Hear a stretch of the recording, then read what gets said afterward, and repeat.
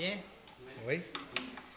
Alors, Michel, quand il était de retour de vacances, il nous parlait qu'il avait lu durant ses vacances le livre de Charles Stanley. C'est assez spécial parce que moi, je l'ai sorti dans le même temps aussi sans le savoir. Moi, je l'avais acheté l'an passé. On se dit, demain, au printemps, quand je reçois un peu d'impôts, j'ai acheté quelques livres, je les lis durant l'année. Puis là, je me suis donné à le sortir en même temps que lui. Moi, je l'ai sorti ici, lui, il l'a sorti là-bas en voyage. Puis j'ai apporté déjà 2 messages un petit peu à partir des études de Charles Stanley, en particulier sur un chapitre qui parle de l'adversité, mais il en parle un petit peu tout au long du livre aussi un peu. Et puis, c'est un thème que j'ai vraiment aimé parce que ça nous touche tous, tu sais, chacun de nous, le Seigneur fait un travail en nous, hein, et puis utilise toutes sortes de circonstances de la vie, toutes sortes d'adversités, d'épreuves, pour nous parler, nous transformer. Et puis, je trouve que c'est un thème qui est plaisant à regarder parce que il y a tellement de choses, des fois qui arrivent, des fois qu'on ne comprend pas. Hein, mais l'enfant de Dieu, lui, avec la parole, il y a tellement de choses que le Seigneur nous montre, il nous explique. Et pour pas justement qu'on soit confus puis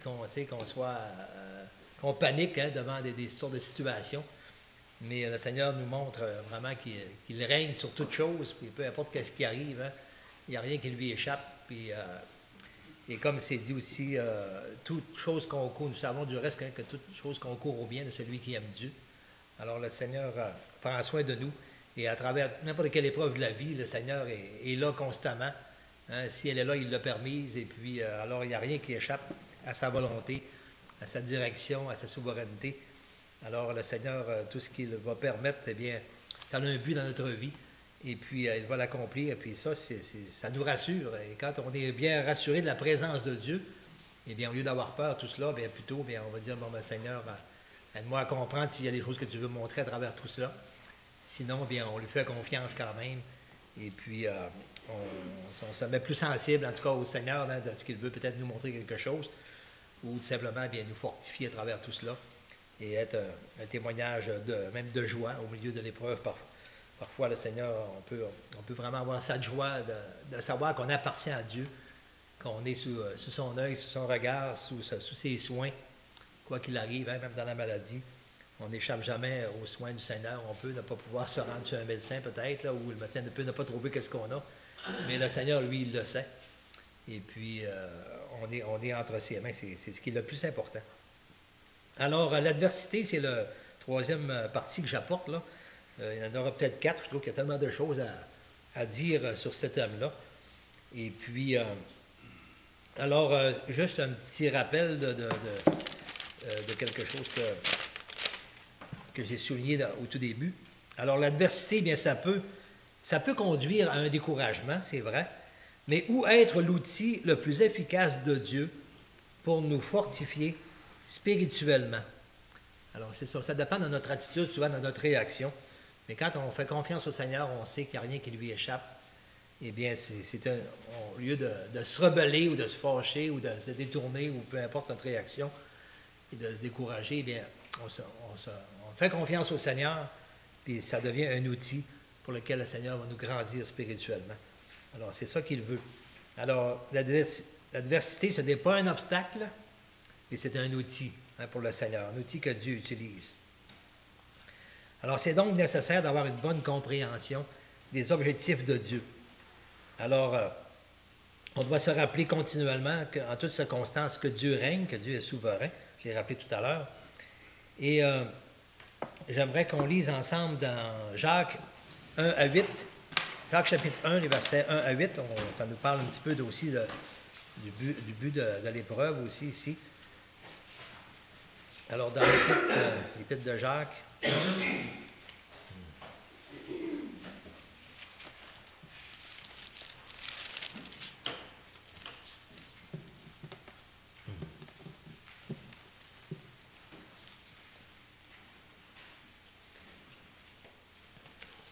alors, Jacques 1, les versets 1 à 8, ça nous dit Jacques, serviteur de Dieu et du Seigneur Jésus-Christ, aux 12 tribus qui sont dans la dispersion. Alors, c'est sûr qu'ils vivaient aussi de l'épreuve à travers tout cela. Il y a eu la persécution qui les a dispersés. Alors, il dit mes frères, regardez comme un sujet de joie complète les diverses épreuves auxquelles vous pouvez être exposés, sachant que l'épreuve de foi produit la patience. Mais il faut que la patience accomplisse parfaitement son œuvre, afin que vous soyez parfaits et accomplis, sans faillir à rien. Si quelqu'un d'entre vous manque de sagesse, qu'il la demande à Dieu, qui donne à tous simplement et sans reproche, et lui sera donné. Le Seigneur ne nous fait pas de reproche qu'il nous manque quelque chose. Hein. Il le sait, on le sait. On est loin d'être parfait, puis on a toute une transformation à avoir de la part du Seigneur. Il veut seulement qu'on admette, hein, qu'on reconnaisse qu'il nous manque des choses, qu'on lui demande par la foi, qu'on lui fasse confiance. Tout ce qui est pour notre bien, il va nous le donner. Alors, mais qu'il la demande avec foi, sans douter, car celui qui doute est semblable au flot de la mer, agité par le vent et poussé de côté et d'autre. Qu'un tel homme ne s'imagine pas qu'il recevra quelque chose du Seigneur. C'est un homme irrésolu, inconstant dans toutes ses voies. Alors, on voit qu'il faut ici hein, que la patience accomplisse parfaitement son œuvre. Alors, à travers l'épreuve, que ce soit différentes facettes de l'épreuve, de ce que le Seigneur veut faire dans notre vie, mais ce qu'il veut faire, il va l'accomplir parfaitement. C'est ça qu'il va faire. Et ça, c'est important aussi de se soumettre à Dieu, de s'abandonner à lui, de lui faire confiance dans les moments d'épreuve. Et c'est un petit peu comme à l'école, on a un test à passer. Bien, il faut le passer, ce test-là. Si on ne le passe pas, on va recommencer. Tant qu'on n'aura pas passé, sinon, si on va aller plus loin, c'est dans le but, parce qu'on en a besoin pour affronter quelque chose, une épreuve, un test peut-être plus grand encore. Alors, on commence par des petites choses, puis on va vers de plus grandes choses. Alors, ce que le Seigneur permet dans notre vie pour nous transformer, pour nous former, bien, il faut que ça accomplisse parfaitement son œuvre. Et sinon, bien, on va recommencer. Alors, j'aimerais qu'on lise Ésaïe 55, les versets 10 et 11. S'il y a quelqu'un qui peut nous lire ces versets-là dès qu'il l'a retrouvé. Ésaïe 55, les versets 10 et 11.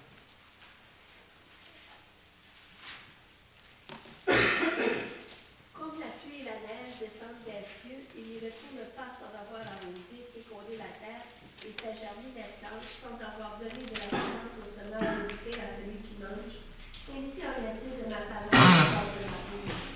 Elle ne retourne point à moi sans effet, sans avoir exécuté ma volonté et accompli mes desseins. Alors, on voit que le Seigneur dit que sa parole ne retourne jamais à lui sans avoir accompli sa volonté et ses desseins. Alors, le Seigneur va accomplir ce qu'il veut faire en nous. C'est son but. C'est vraiment comme on le voit dans les prochains versets, de ce qu'il veut faire. On sait aujourd'hui qu'on a beaucoup d'outils dans la foi chrétienne, c'est pour améliorer, pour meubler notre connaissance de Dieu ou du Seigneur Jésus-Christ. On a beaucoup d'outils, la Bible, toutes sortes de livres d'édification chrétienne aussi. Les messages, des études sur DVD, peu importe CD. On est vraiment bénis de tous les outils qu'on a aujourd'hui pour notre instruction. Et ça agrandit notre savoir. Mais ce que Dieu recherche avant tout, c'est notre transformation. Alors, ce n'est pas seulement au niveau du savoir, là, mais c'est notre transformation. Alors, et ce savoir-là, bien, il est nécessaire pour cela, mais si ça ne nous amène pas dans la transformation, bien, ça ne sert pas à grand-chose. C'est vraiment pour notre transformation. Et j'aimerais qu'on lise dans Éphésiens, chapitre 4, dans les versets 11 à 16. Éphésiens, chapitre 4, versets 11 à 16.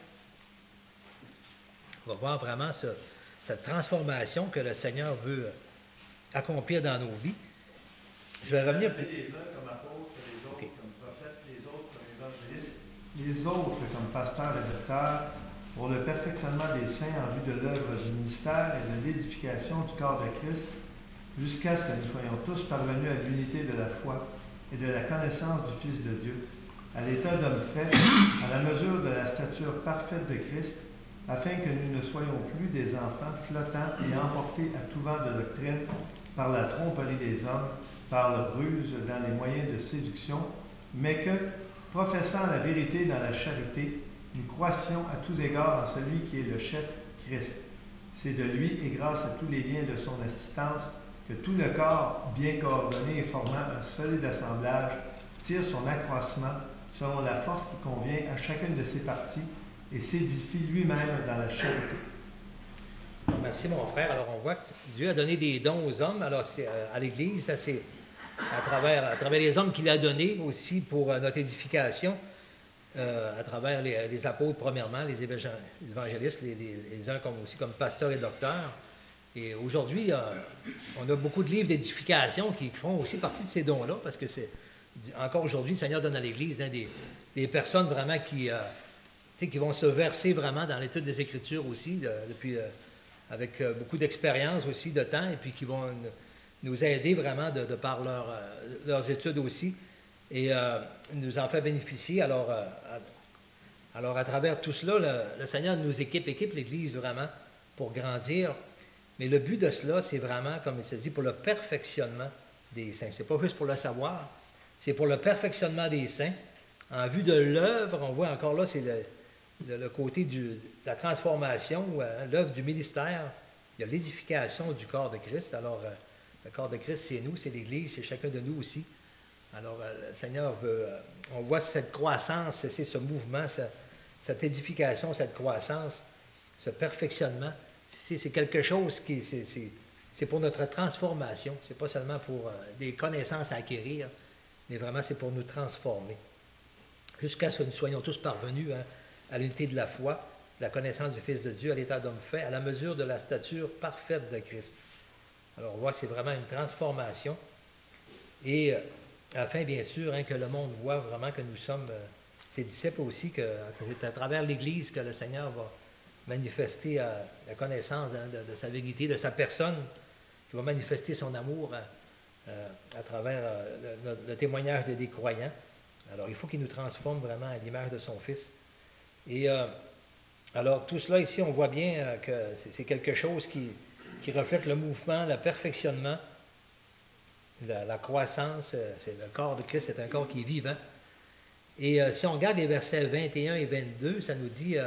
dans le milieu du verset 21, ça nous dit « C'est en lui, en Jésus, bien sûr, c'est en lui que vous avez été instruits. » Est-ce que le verset s'arrête là? Non, ça ne s'arrête pas là. Vous avez été instruits à vous dépouiller, eu égard à votre vie passée, du vieil homme qui se corrompt par les convoitises trompeuses. Alors, on voit ici une transformation. On a été instruits en vue de se dépouiller de ce vieil homme-là et à être renouvelés dans l'esprit de votre intelligence et à revêtir l'homme nouveau, créé selon Dieu, dans une justice et une sainteté que produit la vérité. Alors, on voit cette instruction qu'on a à travers les Écritures, à travers sa parole et à travers tous les exemples bibliques. Eh bien, c'est vraiment pour nous aider à se dépouiller du vieil homme, à renouveler l'homme nouveau, créé selon Dieu, et à être renouvelé puis à revêtir l'homme nouveau. Alors, c'est vraiment une transformation que le Seigneur veut accomplir en nous.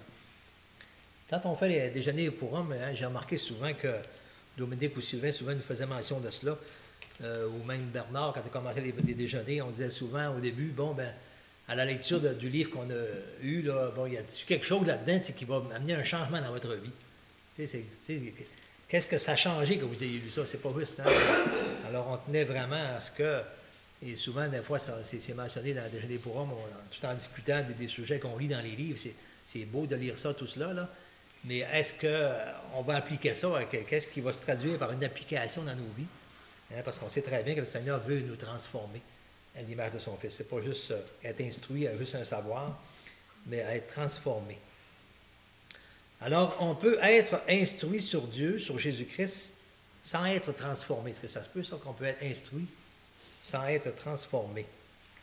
Est-ce que, par exemple, quelqu'un qui sait lire la musique, est-ce qu'automatiquement c'est un musicien accompli? Est-ce que c'est possible quelqu'un qui sache lire la musique et qui ne soit pas musicien? Je veux dire, qu'il ne soit pas je pense que c'est un petit peu la même chose. Je me souviens quand le Seigneur veut, cette instruction-là, comme le Seigneur dit, si quelqu'un écoute ma parole, puis il ne la met pas en pratique, bien, ça fait seulement que l'écouter et l'entendre. C'est pas ça, le but, c'est vraiment de nous transformer. Je me souviens j'avais connu quelqu'un d'une famille chrétienne, mais c'est quelqu'un qui avait une maladie mentale. Je ne me souviens pas si c'était schizophrène, je pense. Je ne me souviens pas de la cause de cela, si c'était avec une consommation dans sa jeunesse ou de drogue ou des choses comme cela. Mais il avait vraiment dérapé vers la fin de l'adolescence, au début d'adulte. Et puis, aujourd'hui, c'est un adulte. Il y a quelqu'un qui doit avoir mon âge. Mais je l'avais rencontré déjà il y a quelques années. Et puis, c'est ça, lui, si, mettons, on abordait le sujet biblique, là, des versets par cœur, là, c'était incroyable. Il pouvait en réciter des chapitres complets, là. Mais il n'y avait aucune transformation dans sa vie. C'était juste comme une machine, comme une mémoire qui était toute là, qui pouvait toutes les citer, là, mais complètement hors de contexte, là. Alors, c'est pour dire, la connaissance était là, mais le Seigneur, ce qu'il veut vraiment faire en nous, c'est nous transformer à l'image de son Fils. Alors, ça va passer, bien sûr, à s'instruire avec la connaissance de Dieu et de Jésus-Christ, mais c'est vraiment le but, c'est notre perfectionnement, c'est nous transformer à l'image de son Fils, afin que le monde puisse le glorifier aussi, le voir qu'il est vivant. On est son corps visible sur terre. Alors, Dieu veut communiquer avec nous, et ça, c'est vraiment une grâce merveilleuse qu'il nous fait. Hein, c'est tout un privilège qu'on a. Le Seigneur veut communiquer avec nous. Et pour ce faire, bien, il faut qu'il attire notre attention. C'est sûr qu'on ne le voit pas, qu'on ne l'entend pas de façon audible, si on pourrait dire, pas que de rares exceptions, mais ordinairement non. Alors, il faut qu'il attire notre attention. Et un petit peu comme un professeur avec ses élèves. Un professeur avec ses élèves, quel est le but d'un professeur? Hein? Celui qui enseigne à l'école. Hein? Sylvain peut nous dire ça. Hein? Le but par rapport à ses élèves, c'est quoi son objectif? C'est d'attirer l'attention. Ben ça, c'est le moyen qu'il prend. Mais le but... Oui, le but, c'est d'amener l'élève à réussir à la fin de l'année. Son objectif durant toute l'année, c'est que l'élève puisse passer à un degré supérieur après. Là. Hein, mais pour ça, il faut qu'il attire son attention. C'est sûr que si les élèves... Moi, je me souviens quand au primaire, j'étais plutôt timide, mais au secondaire, rendu en secondaire 2 ou 3, c'était un âge où on a assez facilement le fou qui sort. Hein? Et puis, moi, je me souviens, à cette époque-là, une fois, on avait eu un professeur qui, lui, avait vraiment de difficulté à capter l'attention de ses élèves. Et c'était en début d'année, puis là, ça allait vraiment pas bien parce que là, c'est sûr que les élèves, eux autres, s'ils voient que le professeur ne prend pas le contrôle de la classe, là, ça dégénère. L'effet de groupe, là, c'est encore pire. Et moi-même, je me surprenais de jusqu'où j'allais. Mais tu sais, quand l'effet de groupe est pogné, là, puis c'était incroyable, le désordre qu'il y avait. Et je me souviens, j'étais en secondaire 3, puis là, moi, j'étais en train de me rendre compte, il dit, mais on va tout échouer notre année s'il ne prend pas le contrôle, le professeur, là, ça n'a pas de sens. Là c'était la folie complètement dans la classe. Ça fait qu'à un moment donné, je suis allé voir le professeur à côté de son bureau. Là, j'ai dit, monsieur, j'ai dit, nous autres, notre année, on veut la réussir quand même. Là, j'ai dit, si vous ne prenez pas le contrôle de la classe, bien là, j'ai dit, vous seriez mieux de démissionner. Là. C'est soit vous prenez le contrôle, soit vous vous en alliez. Alors, il s'est levé et il est parti à donner sa démission. Il n'arrivait pas du tout à prendre le contrôle. Il n'était pas capable pour lui. C'était aux élèves, il se croisait les bras, il dit, quand vous serez arrêté, je commencerai. Mais en tout cas, ça ne fonctionnait pas. Cette méthode-là ne fonctionnait pas du tout. Mais tu sais, il faut qu'il attire notre attention pour communiquer sa matière. Et c'est un peu comme les parents et les enfants aussi. Avec nos jeunes enfants, on ne peut pas les laisser juste à faire qu'est-ce qu'ils ont envie de faire tout le temps. Là. Les enfants, ils ont besoin, parce qu'ils ne veulent pas, ils vont se développer, ils vont grandir, ils vont vieillir, mais il faut les enseigner des choses dans la vie. Là. Il faut les enseigner, il faut leur montrer toutes les valeurs de la vie, les choses morales, peu importe. Alors, le comportement de la vie, il faut qu'ils apprennent de leurs parents, et pour ça, il faut attirer leur attention. Si on les laisse juste faire qu'est-ce qu'ils ont envie, un peu comme les enfants rois, à un moment donné, ça a sorti beaucoup. Il fallait tout laisser faire à ses enfants tout ce qu'ils veulent, mais on voit que ça n'a vraiment pas donné quelque chose de bon, ça a été épouvantable. Ça existe encore. Oui, ça existe encore des gens qui ont cette mentalité-là, de tout laisser faire. Mais si Dieu nous laissait faire tout ce qu'on veut sans nous reprendre, sans nous arrêter, sans attirer notre attention, ça n'aurait pas de sens, on n'y en dirait jamais. On s'en irait toujours, on s'en irait toujours vers ce qui est mauvais et jamais vers ce qui est bien. Naturellement, notre chair, elle désire les désirs, c'est au contraire à ceux de l'esprit. Alors le Seigneur, lui, il faut qu'il attire notre attention, il n'y a pas le choix. Et bien, c'est ça qu'il veut faire. Il veut nous transformer. Il ne veut pas nous laisser aller n'importe comment. Il veut nous transformer. Et nos enfants aussi, on se doit des fois de les discipliner, des fois de les obliger à faire des tâches malgré eux. Des fois, ça ne fait pas leur affaire. Alors, tu sais, ça crée des fois une adversité pour eux autres. Là, mais c'est essentiel. C'est essentiel si on veut qu'ils apprennent quelque chose de la vie. Alors, c'est quelque chose d'essentiel d'attirer l'attention. Alors, le Seigneur veut communiquer avec nous, il doit attirer notre attention, puis naturellement, on a une tendance à faire comme bon nous semble, surtout quand on tombe dans une routine souvent de tous les jours, puis naturellement, on a tendance à chercher, à aller selon ce que bon nous semble, mais assez souvent, ben, ce n'est pas la bonne direction de ce que le Seigneur veut. Et le Seigneur bien, doit attirer notre attention parce que lui, il veut il nous a choisis, il nous a établis pour qu'on soit à l'image de son Fils, pour que le monde sache, connaisse son plan, que l'Évangile soit annoncé, que les gens puissent connaître Dieu et se convertir, connaissent son plan. Alors, il dit, vous reconnaîtrez mes disciples à l'amour qu'ils auront les uns pour les autres aussi. Le Seigneur veut qu'on soit reconnu, qu'on reconnaisse sa personne en nous. Un peu comme Paul dit, si je vis, ce n'est plus moi qui vis, mais c'est Christ qui vit en moi. C'est ça, aller vers la stature de Christ, que le monde puisse le reconnaître à travers nous, et qu'à travers nous, il puisse voir combien est-ce que Dieu les aime. Alors pour ça, il ne peut pas nous laisser aller juste comme bon nous semble. On a besoin vraiment que le Seigneur nous attire notre attention pour nous instruire, et puis pour nous faire connaître, bien sûr, ses buts, ses directions dans notre vie. Je suis rendu. Alors, OK, ça c'est correct pour l'exemple des parents. Et puis,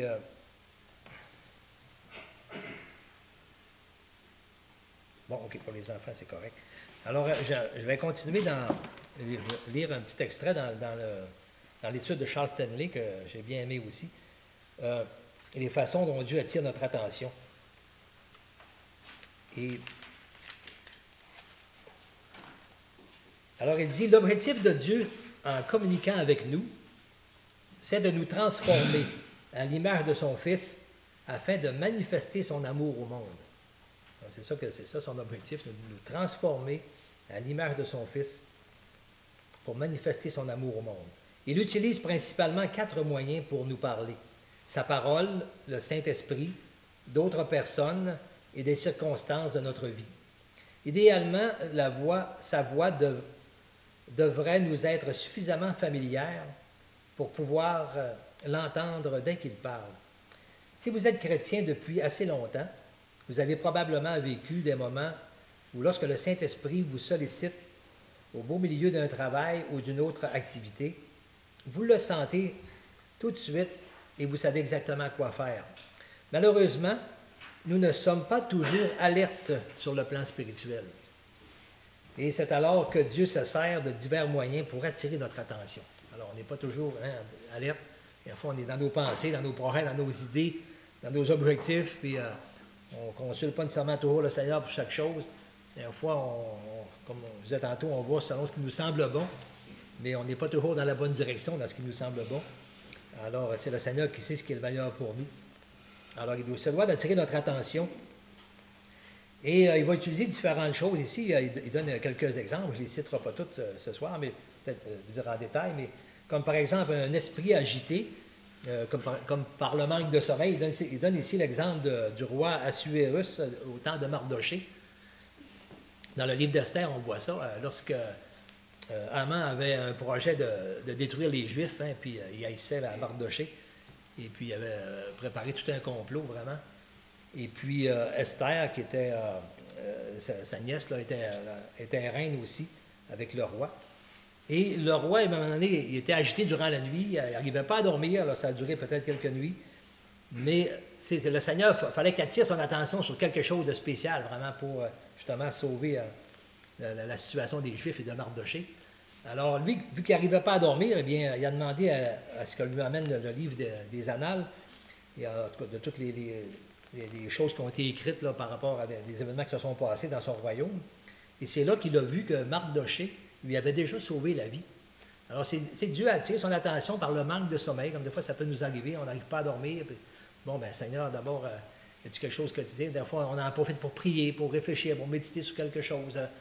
Et bien souvent, ça peut être permis par Dieu, justement, pour nous parler, pour nous diriger, pour nous avertir de quelque chose, comme ça a été le cas là. Et lui, en voyant cela, bien, ça lui a permis une action vraiment extrêmement importante, là, de découvrir justement le complot qui était fait là, et puis de sauver la vie de Mardoché et des Juifs aussi. Alors, on voit une chose que Dieu a utilisée. Et en tout cas, c'est un exemple, il y aura beaucoup d'exemples par rapport à cela. Ça peut être une parole dite par une personne aussi. Il donne un exemple ici de Samuel et Élie. Alors, le jeune Samuel, hein, le Seigneur commençait à lui parler, mais il ne comprenait pas vraiment. Alors, c'est Élie qui lui a aidé à reconnaître que ça venait de Dieu. Mais ensuite, Dieu a utilisé Samuel aussi pour parler à Élie, pour l'avertir de certaines choses. Et alors, on voit que des fois, Dieu peut utiliser une personne pour nous parler, pour nous avertir, parce que des fois, il n'arrive pas à attirer notre attention directement. Alors, souvent, parce qu'on a des idées peut-être toutes faites, toutes préconçues, ou qu'on n'a pas l'attention qu'il faut, on n'est pas alerte. Alors, le Seigneur peut utiliser une personne pour nous avertir, comme c'est encouragé dans le Nouveau Testament aussi, hein, de s'avertir comme un frère aussi, si on voit des choses à avertir. Ça peut être avertir par rapport à quelque chose, une mauvaise conduite, ça peut être aussi simplement exhorter, encourager. Et puis, ça peut être par une bénédiction inhabituelle, ça peut être aussi par une prière qui est non exaucée, alors ça peut nous amener à attirer notre attention. Seigneur, qu'est-ce qui se passe, tout cela. Ça peut être aussi différentes déceptions que le Seigneur peut utiliser aussi. Ça peut être par toutes sortes de circonstances, des circonstances des fois extraordinaires, où ça arrive des fois qu'il arrive quelque chose d'extraordinaire, un peu comme Moïse dans le buisson ardent, c'était vraiment une circonstance extraordinaire, où ce que Dieu l'a amené, tirer son attention à Moïse pour pouvoir lui donner ses directives.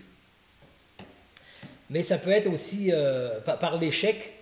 Alors, une défaite terrible peut s'avérer le plus grand tremplin vers le succès quand nous sommes assez sages pour demander à Dieu, « Seigneur, que veux-tu me dire? » Alors, même des fois, Dieu peut utiliser des échecs, des fois, ça va bien, mais des fois, le Seigneur va bloquer quelque chose.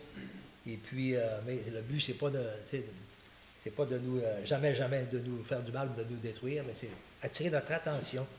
Et bien après ça, il va nous faire vraiment grandir et avancer. Ça peut être aussi des difficultés financières. Souvent, le Seigneur va utiliser cela. Je vais prendre le temps de lire les deux derniers exemples qu'il donne. Il dit, Dieu utilise aussi la difficulté financière pour attirer notre attention. En Juge 17.6, c'est dans l'exemple de Gédéon. Pas Juge 17.6, mais en tout cas, c'est dans Juge 6, mais il dit dans Juge 17.6, il est écrit, « Chacun faisait ce qui lui semblait bon. » Chacun faisait ce qui lui semblait bon. Et Israël s'était abandonné à l'idolâtrie et à la désobéissance. Dieu a alors exécuté un jugement contre son peuple en envoyant les Madianites dévaster le pays, ne laissant ni bétail ni possession. Alors, ils ont comme tout perdu. Hein, les ennemis sont venus et ont tout détruit leur récolte. Et à quel moment les Israélites ont-ils finalement imploré le Seigneur? Quand Dieu leur a enlevé tous leurs biens matériels et toutes leurs possessions. Alors, il les a obligés à se retirer dans les ravins des montagnes et dans les cavernes pour échapper aux Madianites. Alors, dans Juge 6, c'est là qu'on voit dans Juge 6, 2 et 6, qui parle de l'exemple de Gédéon. Dieu savait exactement quels moyens utiliser pour attirer leur attention, mais lorsqu'ils lui sont revenus, il les a délivrés de leurs oppresseurs et les a bénis. Alors, le Seigneur, parfois, on est vraiment parti, surtout lorsqu'on est vraiment dans le mauvais chemin ou dans le péché, bien là, il va falloir qu'il nous reprenne. Hein. Comme tout père qui aime son fils, le Seigneur nous châtie pour notre bien, pour nous ramener, hein, pour nous avertir, pour nous corriger. Alors, il se doit de le faire. Si le Seigneur nous laisserait faire quelque chose qui est mal, il ne nous aimerait pas. Hein, quand on aime nos enfants, on ne les laisse pas faire des choses qui sont mal, parce qu'on sait qu'on s'attache au péché, on en devient esclave, puis il faut vraiment pas. C'est pas ça qui plaît à Dieu du tout. Alors, on doit donner quelquefois vraiment une correction, des conséquences. Et le Seigneur qui nous aime, bien, il va nous reprendre aussi, il va nous châtier aussi, ou il va nous éprouver, en tout cas il peut utiliser aussi, pour attirer notre attention, Dieu se sert aussi de la tragédie, de la maladie ou de l'affliction. Alors, c'est des choses que le Seigneur peut utiliser. Bien que nous ne devrions jamais examiner la situation de quelqu'un et présumer de la raison pour laquelle Dieu a permis une calamité dans sa vie, on ne sert pas de ça pour juger les autres, là. Mais nous devrions profiter de nos propres tragédies à nous et afflictions pour demander au Seigneur, qu'essaies-tu de me dire? Alors, quand ça nous arrive, ben, c'est peut-être une chose qu'il faut demander au Seigneur. Qu'essaies-tu de me dire, Seigneur, à travers ce que je vis là? Et quand le roi Ézéchias est devenu orgueilleux, Dieu s'est servi de la maladie pour l'éveiller à un certain problème, comme on voit dans 2 Chroniques 32-34. De même que Saül de Tarse aussi, Saül, qui persécutait les chrétiens, le Seigneur l'a frappé de cécité, d'aveuglement, et il a ainsi obtenu toute son attention. Alors, Saul s'en allait, Paul, qui était Paul, il s'en allait, lui, comme il lui semblait bon, il pensait, ce qu'il faisait, pour lui, il pensait que c'était ça que Dieu voulait aussi, persécutait les chrétiens, et il allait complètement dans la mauvaise direction. Il allait ce qui lui semblait bon, mais le Seigneur, il a fallu qu'il l'arrête et qu'il attire son attention. Bien là, il a fallu qu'il utilise un moyen radical, vraiment, pour attirer son attention. Alors, à tout moment, Dieu sait exactement où vous en êtes dans votre voyage terrestre et ce qu'il faut pour attirer votre attention. Alors, soyez alertes. Demandez-vous si Dieu a utilisé l'un des moyens précités pour attirer votre attention. Est-ce que l'un d'eux s'est produit ou se produit dans votre vie? Demandez à Dieu ce qu'il veut vous dire, puis écoutez, non seulement pour entendre, mais aussi pour obéir. Écoutez pour obéir. Pas seulement pour entendre. Des fois, on dit, ah oui, j'ai compris quelque chose là-dedans. Là. Oui, le Seigneur, il est arrivé de quoi? Là, j'ai compris quoi ça m'est arrivé. Mais on continue pareil. On ne change pas. On a compris une leçon, peut-être, un avertissement, un domaine dans notre vie, peut-être, à changer. Puis si on n'obéit pas, ça va recommencer, là. Le test va recommencer. Alors, le Seigneur, ce qu'il veut, c'est obéir pour notre transformation, pour nous transformer. Jésus a déclaré, « Voici, je me tiens à la porte et je frappe. » Ça, c'est dans Apocalypse 3:20. « Je me tiens à la porte et je frappe. Si quelqu'un entend ma voix et ouvre la porte, alors, on sait qu'il cherche d'attirer notre attention. Si quelqu'un entend ma voix et ouvre la porte, j'entrerai chez lui et je souperai avec lui et lui avec moi. À cause de son grand amour et de son désir de vous donner un espoir et un avenir, Dieu veut toujours communiquer avec nous. C'est vraiment une grâce qu'il nous fait. Il veut nous parler. Et là, il est à la porte et il frappe. Il frappe, toc, toc, toc.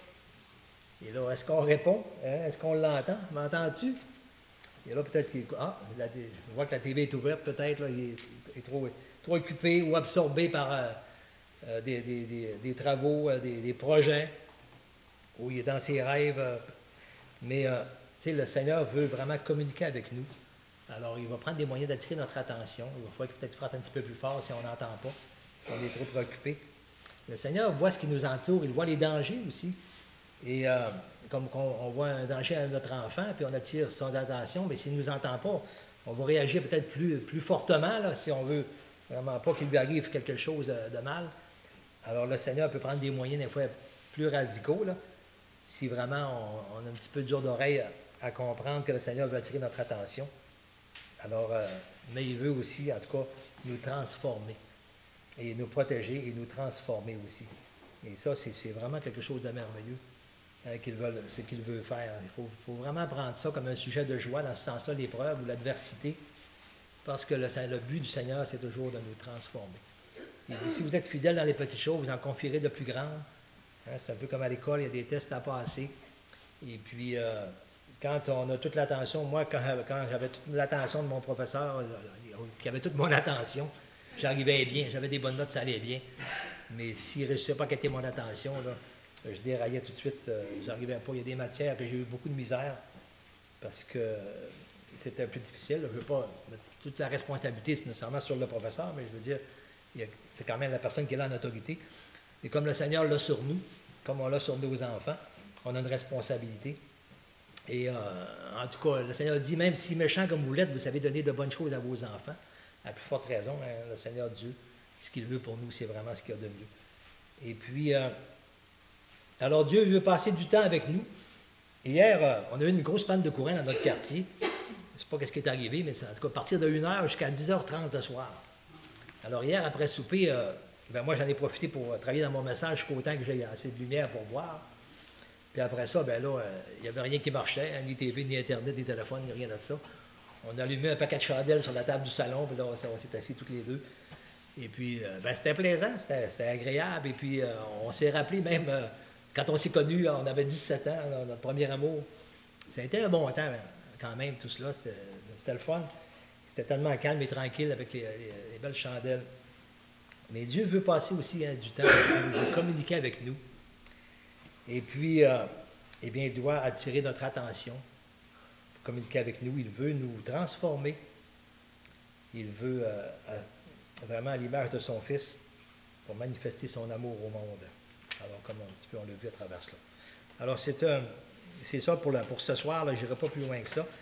Mais c'est ça que je veux qu'on retienne. C'est qu'on naturellement, on est porté à faire ce qui nous semble bon.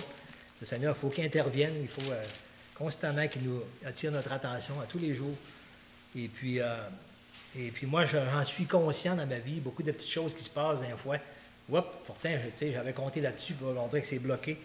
Et puis bon, Seigneur, tout de suite, j'essaie comme réflexe de dire, Seigneur, essaies-tu de me montrer quelque chose par là? Et puis, effectivement, le Seigneur nous enseigne, nous montre, il nous dirige, puis on comprend. Et puis, il y a un dialogue qui se fait, on prie, puis on voit qu'il répond à des choses. Puis le Seigneur, en tout cas, si on est alerte vraiment, puis on veut être dirigé, on veut se soumettre à Dieu, on finit par comprendre, en tout cas, le Seigneur nous dirige finalement à travers tout cela, puis on le remercie pour les choses qu'on a traversées. Ça a été salutaire pour nous. Et on ne voit pas tout ce qu'on aurait pu éviter, mais une chose est sûre, c'est que le Seigneur le sait, lui, mais il veut vraiment le meilleur pour chacun de nous. C'est ça que le Seigneur veut. Amen. Alors, je termine là-dessus. Et puis,